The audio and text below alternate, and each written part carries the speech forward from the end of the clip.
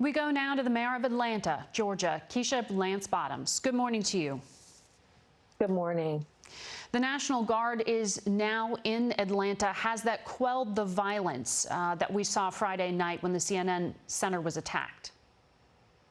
Last night was not as bad as Friday night. I think there were several reasons for that. One, many people just decided to heed my advice and stay home. Also, there were much more support that we had for our officers last night with the National Guard. And we also had a curfew last night, a 9 p.m. curfew. And so that helped tremendously.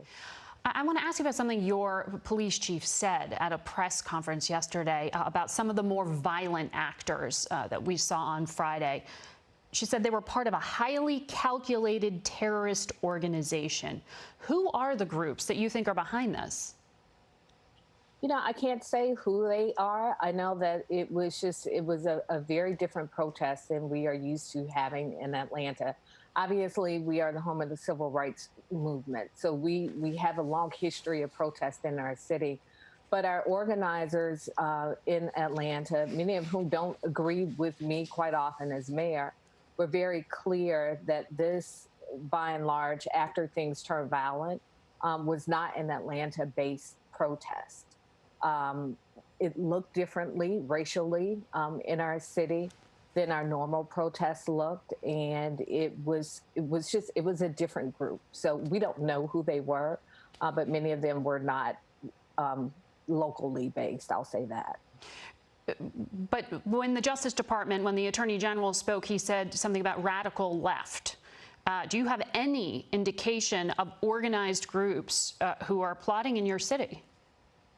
No, I don't. Okay.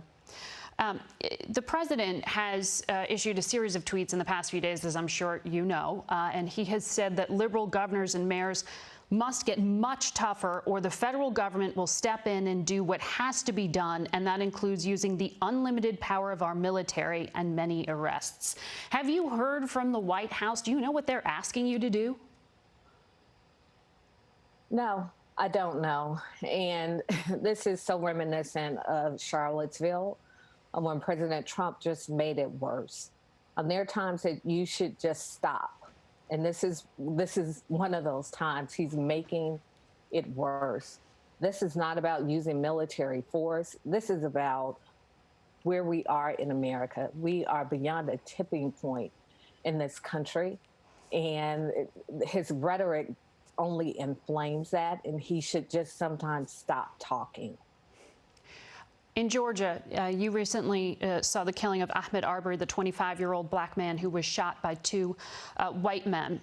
You called it non-camera lynching. The president has said the video, he watched it, it was disturbing. The Justice Department is investigating it as a civil rights crime.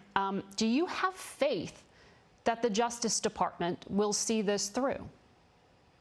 I don't have faith in this Justice Department, but I do have faith in America as a whole.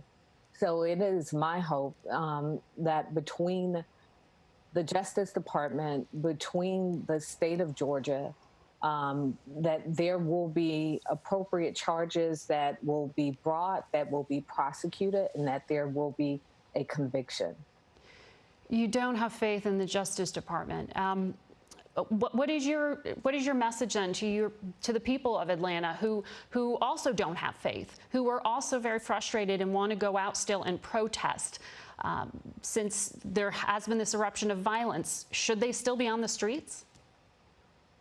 Well, I think that there's a place in America for peaceful protest, and we know that peaceful protests have had a history of changing things in this country. But it has to be organized, and it has to be for a purpose. And when you have violent eruptions like we've seen across America, then we lose sight of even what we are talking about. Yesterday, all we talked about was how our cities were erupting across America, but we weren't even talking about George Floyd and so many others who have been killed in this country. So that's my concern about what happens when we get lost in the violence.